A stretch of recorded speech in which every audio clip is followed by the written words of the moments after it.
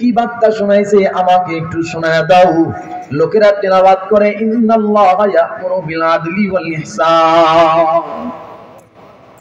আকসাম বলে আমি আমার জিন্দেগির কখনো এমন বয়ান, এমন বক্তব্য, এমন রিসালা শুনি নাই। তিলাওয়াতটা শোনার পরে আকসাম বলে আমারে আরেকবার শোনাও। লোকেরা আরেকবার শুনাইছে। আকসাম বলে আরো একবার শোনায় দাও। লোকেরা আবার শুনাইছে। এমনকি এত পরিমাণ শুনেছে আকসামের আয়াতটা মুখস্থ হয়ে গেছে। আকসাম এবার করি কি বলে গোত্রের সব সদস্যরা একসাথে করে বলতেছে, ও আমার গোত্রের সদস্যরা শোনো, আমি তখন যেই নিয়তে মুহাম্মদ ইবনে আব্দুল্লাহর দরবারে রওনা হয়েছিলাম, এখন আমার নিয়তটা পরিপূর্ণ পাল্টায় গেছি।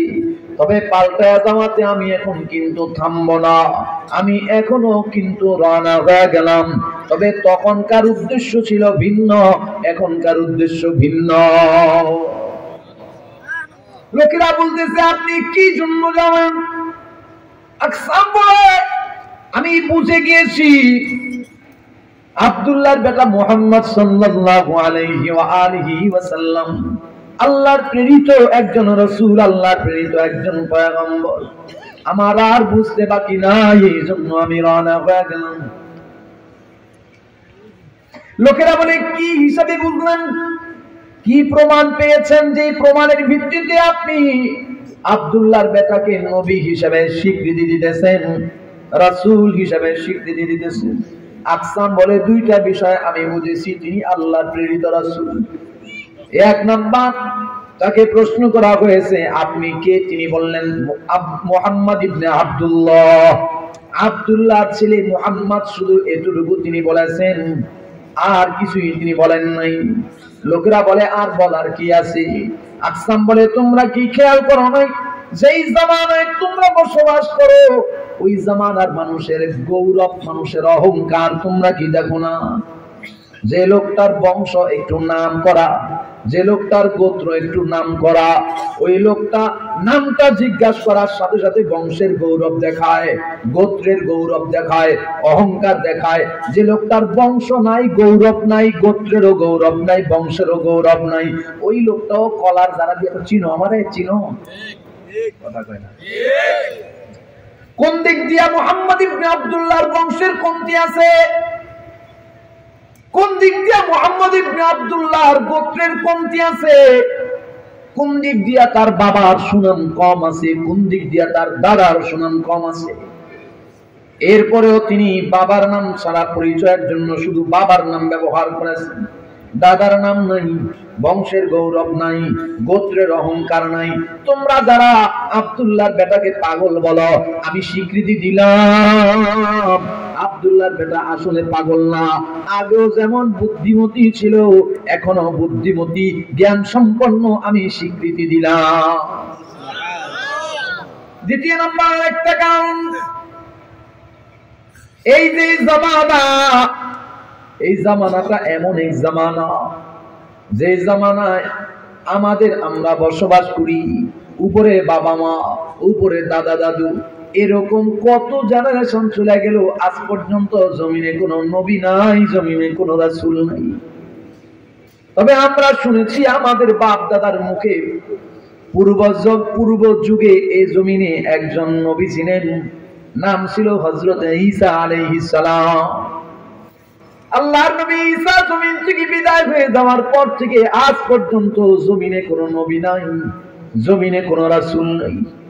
মুহতারাম হাজিরিন, আকসাম বলে শোনো, এই যে জামানা, যে যুগ, এই জামানা যুগটা কত খারাপ।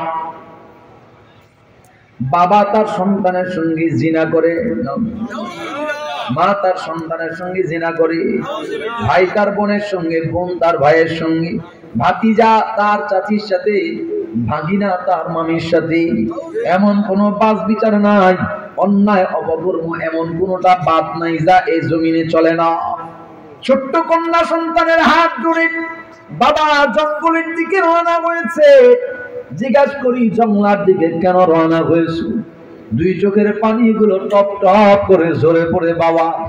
তখন ডাক দিয়া, এমন এক জামানায় জন্মেছি যে জামানায় আমার কন্যা সন্তান জন্ম হয়েছে, আমি নিজে সহ্য করতে পারলেও সমাজের মানুষ তার সহ্য করতে পারে নাই, লুকায়া চাপায়া রেখেছি। এখন যখন জবানে আব্বু বলা শুরু করেছি, এখন আর লুকায়া রাখতে পারি নাই। রাস্তায় যখন বের হয়ে যাই, দোকানে পাটের কাছে মানুষগুলা চেহারায় থুতু নিক্ষেপ করে, তোর ঘরে কন্যা সন্তান জন্মাইছি, তুই কেমনে চেহারা দেখাও? কন্যা সন্তান জন্মানোটা এত বড় অপরাধ। কন্যা সন্তানটাকে জীবনের সর্বক্ষেত্রে অপয়া মনে করা হতো। মুহতারাম হাজিরিন, এই বাবা তার সন্তানের হাত ধরে জঙ্গলার দিকে রওনা হয়েছে। গভীর গর্ত করে জীবন্ত দাফন করে দেয় শত শত হাজারো সন্তান। আকসাম বলে, এই যে অন্যায় গুলা চলতেছে, যুগের পর যুগ চলতেছে, দিনের পর দিন চলতেছে, কেউ নাই কোনোদিন ফেরাবার, কেউ নাই কখনো বলার। হ্যাঁ, আমি আপনাদের লিডার, আমি তোমাদের লিডার, আমি আজ পর্যন্ত তোমাদেরকে কোনো ভালো উপদেশ দিতে পারি নাই। সংসারের মধ্যে বাবা ইন্তেকাল করতেছে, সন্তানের হাত ধরে বাবাই বলে, অমুক গোত্রের অমুক ব্যক্তির সঙ্গে আমার যে মারামারি দ্বন্দ্বটা চলেছে, এই মারামারি দ্বন্দ্বটা তুই চালায়া যাবি, এটা বন্ধ করবি না। কারণ এই মারামারিটা আমি পেয়েছি আমার বাবার কাছ থেকে। আমার বাবা যখন মারা যায়, আমার বাবা মারা যাওয়ার সময় আমাকে ওসিয়ত করে গেছি, এই মারামারি কাটাকাটি দ্বন্দ্ব যেন চালায়া যায়। আমি আমার সন্তান হিসেবে তোমাকে ওসিয়ত করে যাই, তুমিও এই মারামারি কাটাকাটি চালায়া যাইবা। মুহতারাম হাজিরিন, আকসাম বলে, এত অন্যায় অপকর্ম হয়েছে না, আমি কোনদিন এগুলা ফেরানোর জন্য কোন শব্দ প্রয়োগ করেছি না, আমার বাবা আমাকে বলেছে না, আমার বাবাকে আমার দাদা বলেছে। যুগ যুগ থেকে এমন অন্যায় চলতেছে। এই জামানাটার নাম হয়ে গেছে জাহিলি জামানা। এই জামানায় কেউ একটা ভালো উপদেশ দিবে কারো জানা নাই, কোত্থেকে দিবে কেউ তো আর এলেম জানে না, কারো কাছে শিক্ষা দীক্ষা নাই। আমরা যাকে জাগতিক দুনিয়ার দিক দিয়া মূর্খ মনে করি, লেখাপড়া নাই, কলম ধরতে জানে না, কারো কাছ থেকে শিক্ষাও অর্জন করে না, এমন লোকটা এত সুন্দর নসিহত কোথায় পাইল? ও জমিনের মানুষ অশ্লীলতা করবা না, ও জমিনের মানুষ অন্যায় করবা না, ও জমিনের মানুষ জুলুম করবা না, এত সুন্দর দামি নসিহা এমন মানুষটা কোথায় পাইল? সে জাগতিক লাইনে মূর্খ। আমরা যদিও টুকটাক কারো কাছ থেকে পড়াশোনা কইরাও থাকি, তবুও আমরা তো এত সুন্দর কথা কোথাও পাই নাই। তাইলে বোঝা গেল এই কথাগুলা জমিনের কোন মানুষের বক্তব্য নয়, জমিনের মানুষের কথা নয়, নিশ্চয়ই কথাগুলা আসমানের মালিক আল্লাহ আব্দুল্লাহর বেটার কাছে পাঠাইছে। আল্লাহু আকবার বলে। মুহাম্মদ হারগিজ না গুপ্তা, তানা গুপ্তা জিবরাইল, জিবরাইল হারগিজ না গুপ্তা, তানা গুপ্তা রব্বুল জলিল, জিবরাইল হারগিজ না গুপ্তা, তানা গুপ্তা রব্বুল জলিল। মুহতারাম হাজিরিন, আকসাম বলে আমি রওনা হয়ে গেলাম। লোকেরা কয় কোথায়? আমি আব্দুল্লাহর বেটার দরবারে রওনা হইলাম। আমি স্বীকার করি তিনি একজন রাসূল, কোনো সন্দেহ নাই। ও আমার গোত্রবাসী, আমি তোমাদেরকেও বইলা যাই, তোমরা তাড়াতাড়ি ইসলাম গ্রহণ করো, কারণ অচিরেই এমন একটা সময় আসবে আব্দুল্লাহর বেটার আনিত ধর্মটা তামাম দুনিয়ায় ছড়ায়া যাবে, তামাম দুনিয়ার মানুষ গ্রহণ করবে। তখন আমার গোত্রের লোক হিসাবে তোমরা যেন ইসলাম ও মুসলমানের প্রথম কাতারে থেকে নেতৃত্ব দিতে পারো। লোকেরা বলতেছে একটু দাঁড়ান, জন্ম থেকে নিয়ে এই পর্যন্ত এই গোত্রে বসবাস করেছি, আজ পর্যন্ত এমন কোন অপশন হয় নাই যেই জায়গায় খারাপিয়াত আছে, অকল্যাণ আছে, ওই জায়গায় আপনি নিজে গিয়েছেন, আমাদেরকে পাঠাইছেন, এমন কোন অপশন হয় নাই। আকলে যেটাকে ভালো মনে করেছি নিজেও করেছেন, আমাদেরকেও করতে বলেছেন। আজকের এই মুহূর্তে যদি আপনার আকলে আব্দুল্লাহ ছেলের আনিত ধর্মটা আপনার আকলের মধ্যে পছন্দ হয়ে থাকি, ওটাই যদি আপনার দৃষ্টিতে কল্যাণের রাস্তা হয়, আপনি কেন একা যাবেন? আমরা কেন পয়রা থাকবো? আমাদেরকেও নিয়ে যান। আমরা আব্দুল্লাহ ছেলে মুহাম্মদুর রাসূলুল্লাহ সাল্লাল্লাহু আলাইহি ওয়া আলিহি ওয়াসাল্লামের হাতে হাত দিয়া কালিমা পয়রা মুসলমান হয়ে যাব। এই সব মানুষ মিলা একসাথে নবীজি আলাইহিস সালাতু ওয়াস সালামের হাতে হাত দিয়া কালিমা পড়ছেন। মুফাসসিরিনরা বলেন অন্য কোন আয়াতের উপরে এত মানুষ একসাথে মুসলমান হয় নাই। কি আছে আয়াতের মধ্যে? আল্লাহ তিনটা আদেশ করছেন, তিনটা নিষেধ করছেন। জোরে বলবেন, আদেশ কয়টা? তিনটা। নিষেধ কয়টা? তিনটা। কেউ কেউ বলেন এই তিনটা আদেশ আর এই তিনটা নিষেধ যদি কোনো মানুষ মেনে চলে, পুরা কোরআন সে তেলাওয়াত করবে, পুরা কোরআন তেলাওয়াতের সওয়াব পাবে, পুরা কোরআনের আমল যদিও সে করতে না পারে, শুধু এই তিনটা আদেশ তিনটা নিষেধ যদি মেনে চলে তো সে কামিয়াব। কি বলেন আল্লাহ? ইন্নাল্লাহা ইয়া'মুরু বিল আদল ইহসান ইতা'i যিল কুরবা।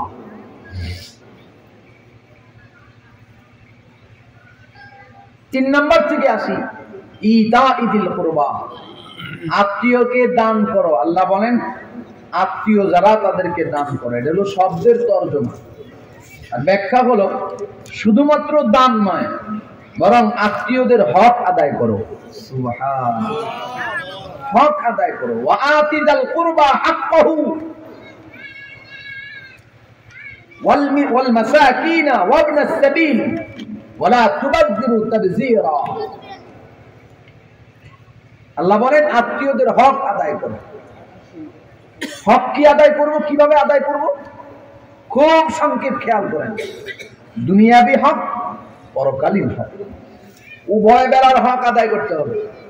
আমরা তো মনে করি সন্তানকে শিক্ষিত বানাইলাম, সন্তানকে জ্ঞানী বানাইলাম, সন্তানকে ব্র্যান্ডের জিনিস চিনাইছি। খানার দিক দিয়ে কোনটা ব্র্যান্ড আছে, জুতার দিক দিয়ে কোনটা ব্র্যান্ড আছে, গায়ে পোশাক দেওয়া যে পোশাকের কোনটা ব্র্যান্ড আছে, কোম্পানি, সব চিনাইয়া দিছি, সব শিখাইয়া দিছি।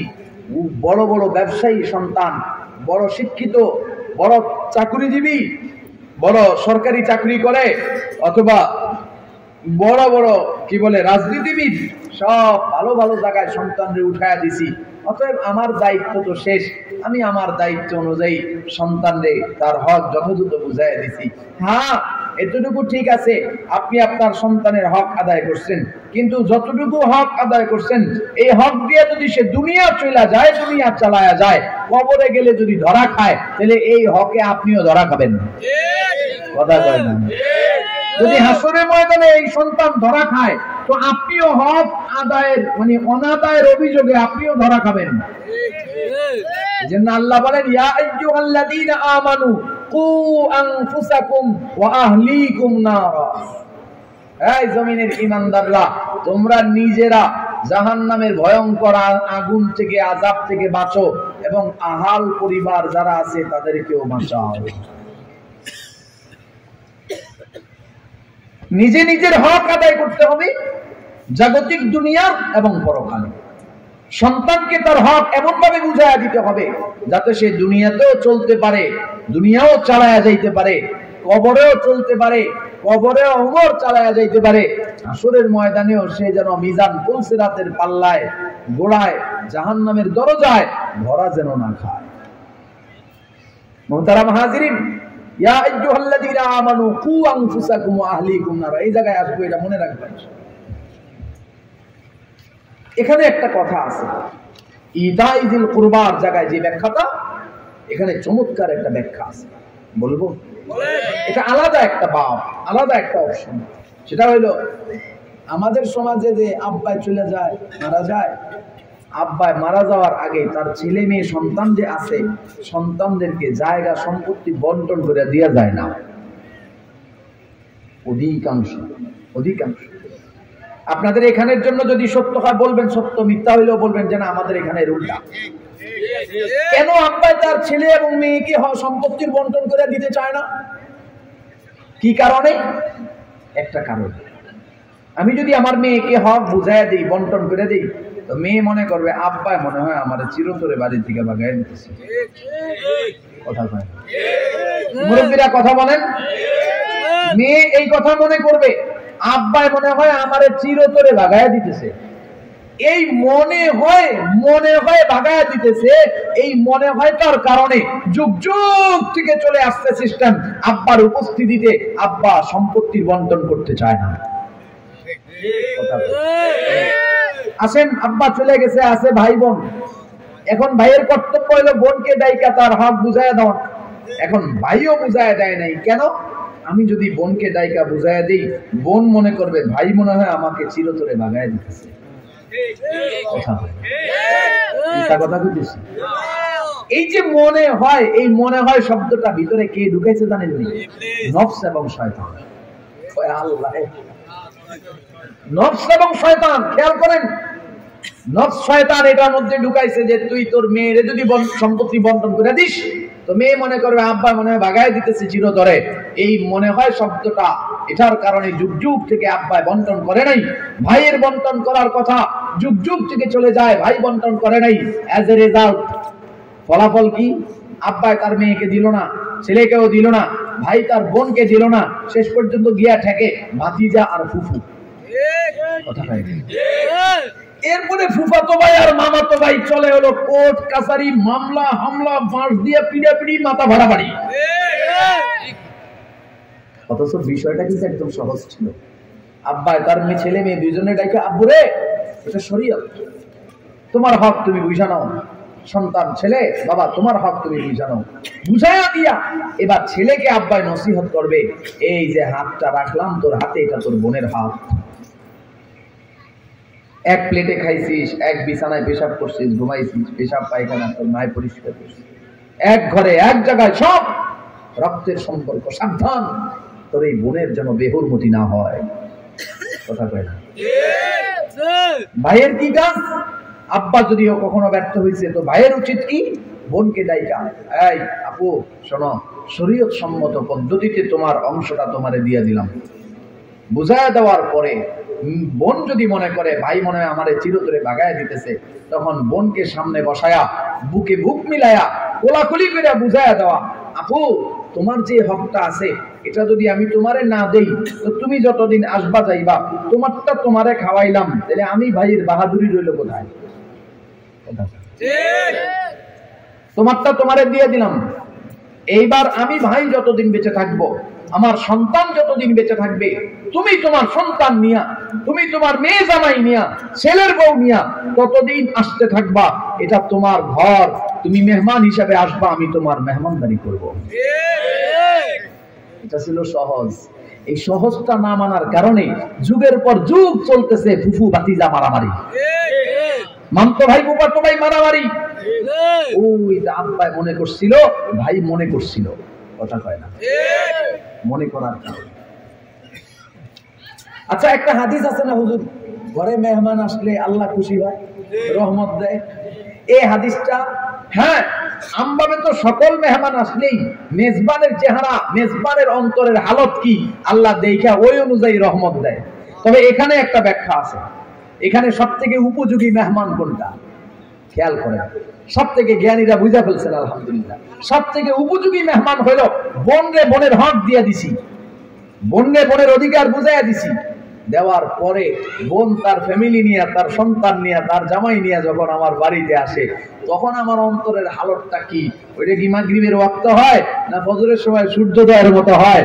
তখন আল্লাহ তাআলা আমার দিলের হালন দেখে, ওই সময় আল্লাহ রহমত বর্ষণ করেন। হ্যাঁ, বোনের হক নেওয়ার পরে বোন আছে, হ্যাঁ তোর ডানা তোর দিয়ে দিছি, তুই আইছিস কে? চেহারা আরেক দিকে ফিরে রাখেন আর রহমত চিন্তা করেন। এটা পরীক্ষা। বোনকে তার হক দিয়ে দিবেন, আপনার কিচ্ছু নাই তারপরও সামর্থ্যের মধ্যে একান্ত। হ্যাঁ, যদি বোনকে আপনার যতটুকু আছে দিলে আপনার কিছু না থাকে, সেখানেও অপশন আছে। বোনকে ডাকেন, বোনকে দেখান যে আপুরে আমার তো এই পরিস্থিতি, তো হয় আমার এই পরিস্থিতির উপরে আমাকে রহম করো, আমার উপরে ইহসান করো, সেটারও একটা সমাধান আছে। কিন্তু এই সমাধানটা না কইরা যাওয়াতে এই পরবর্তী জেনারেশন আইসা মারামারি করে। কথা কয় না? ইতাইদিল কুরবা, খেয়াল করেন, সন্তানকে, আত্মীয় স্বজনকে জগতের দিক দিয়ে হক আদায় করে দিতে হবে, পরকালীন হক গুলাও আদায় করে দিতে হবে। যেমন এক হাদিসের মধ্যে আসছে, আল্লাহর নবী বলেন, আলা কুল্লুকুম রাঈন ওয়া কুল্লুকুম মাসউলুন আন রাইয়াতিহি।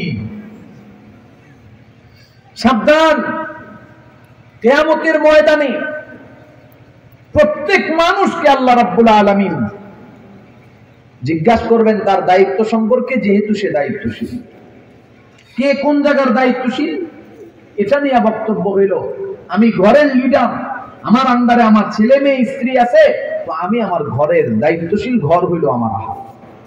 ঘর থেকে আরেকটু বাইরে যান, ঘর থেকে আরেকটু বাইরে হইলে সমাজ। কিছু মানুষ আছে না, সমাজের মোড়ল, সমাজপতি, বিচার আচারে বিভিন্ন ফাংশনের সামনের চেয়ারটা তাদের জন্য বরাদ্দ থাকে। হ্যাঁ, এই সমাজের দায়িত্বশীল যারা, তাদের আহাল হইল সমাজের যতটুকু তার ক্ষমতা অতটুকুর মধ্যে যারা বাস করে তারা তাদের আহাল। আর একটু বেরোন, member, chairman, OC, DC, SP, এরপরে এমপি, মন্ত্রী, এরপরে প্রধানমন্ত্রী, রাষ্ট্রপতি, এরপরে বিশ্ব মোড়ল, যারা, যার আন্ডারে যতটুকু মানুষ থাকে অতটুকু মানুষ হইল তার আহাল। তিনি হলেন সেখানকার দায়িত্বশীল এবং তাকে কিয়ামতের ময়দানে জিজ্ঞেস করা হবে। এবার আপনি বুঝেন আপনি কতটুকুর দায়িত্বশীল, আমি বুঝি আমার কতটুকু এরিয়ার দায়িত্বশীল আমি। মুহতারাম হাজিরিন, এই এরিয়ার মানুষগুলাকে জগৎ চিনাইয়া দেব, পাশাপাশি আখিরাতও চিনাইতে হবে। কথা কয় না? যদি আখিরাত না চিনাই তো কিয়ামতের ময়দানে জাহান্নামের দরজার মধ্যে দাঁড়ায় তারা বলবে, রব্বানা ইন্না আতা'না সাদাতানা ওয়া কুবারানা ফাআদাল্লুনা সাবিলা। আজকের এই জাহান্নামের দরজার মধ্যে এসেছি, এই জাহান্নামের দরজার মধ্যে আমি নিজের ইচ্ছায় আসি নাই, নিজের কারণে আসি নাই, নিজের কর্ম দিয়ে আসিনি। ওগো রব, আমি যার অনুসারী ছিলাম, হতে পারে আমার বাবা, হতে পারে আমার মা, হতে পারে বড় ভাই, হতে পারে দলের লিডার, হতে পারে চেয়ারম্যান, হতে পারে এমপি, মন্ত্রী, যার পিছনে আমি সময় কাটাইছি, যার পিছনে আমি শ্রম দিয়েছি, যার পিছনে জীবন যৌবন কাটায়া দিলাম, সে যদি আমাকে দুনিয়া চিনায়া দিয়েছে কিন্তু পরকাল চিনায় নয়, তার বিরুদ্ধে আদালতে কিবরিয়ায় দাঁড়ায় তখন অভিযোগ করব। ওগো রব, তার অনুসরণ করার কারণে আজকে জাহান্নামী হয়ে গেছি, আমি আমার নিজের ইচ্ছায় জাহান্নামী হই নাই। মুহতারাম হাজিরিন, রব্বুল আলামিন বলেন, হকগুলা বুঝায়া দাও। হকগুলা কেমনে বুঝাবো?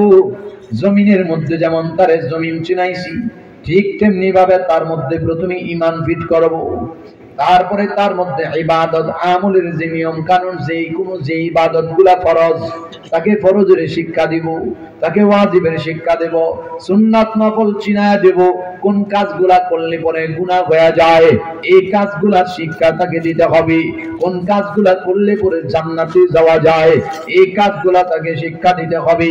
আফসোস আর পরিতাপের বিষয় হলো আমরা শুধুমাত্র দুনিয়া চিনায়া দেই কিন্তু পরকাল চিনাই না। যদি শুধুমাত্র দুনিয়ার পাশাপাশি যদি পরকালও চিনায়া দিতাম, পরকাল শিখায়া দিতাম, যদি দুনিয়ার হক আদায় করার পাশাপাশি পরকালের হক আদায় করে দিতাম, তাইলে জমিনে তো অশান্তিদায়ক হয় না, জমিনে জুলুম থাকে না, নির্যাতন থাকে না, অন্যায় থাকে না, অপকর্ম থাকে না। এর রেজাল্ট হলো নবীজি আলাইহিস সালাতু ওয়াস সালামের উপরে এই আয়াত নাযিল হওয়ার পরবর্তী আল্লাহর নবী যেই অঞ্চলগুলা আল্লাহর নবী দ্বীন ঈমান ইসলামের দাওয়াত দিয়েছেন, যারা গ্রহণ করেছেন, তাদের আদর্শগুলা পরবর্তী জামানায় হইল প্রমাণ যে আল্লাহর নবী বললেন জমিনের হক আর পরকালের হক আদায় করে দাও। আদায় করে দিলে কি শান্তি হয় পরবর্তী সাহাবাদের দিকে তাকাইলে বোঝা যায়। যেই মানুষগুলা ছিল জামানার সবচেয়ে বড় খারাপ, যেই জামানার মানুষগুলো ছিল সমাজের সবচেয়ে নিকৃষ্ট, ওই মানুষগুলাই দৌলতে ঈমান পাওয়ার পরে, ওই মানুষগুলা নবী আলাইহিস সালামের আদর্শ গ্রহণ করার পরে, ওই মানুষগুলা যখন একে অপরের ভিতরে হকগুলা বুঝায়া দিয়েছে, এই হক বুঝায়া দেওয়ার পরে জমানায় এত দামি হয়েছে, পৃথিবীতে এত দামি হয়েছে, আসমানের মালিক বলেন রাদিয়াল্লাহু আনহুম ওয়া রাযু আন, আমি রব তাদের প্রতি রাজি, তারাও আমার প্রতি রাজি।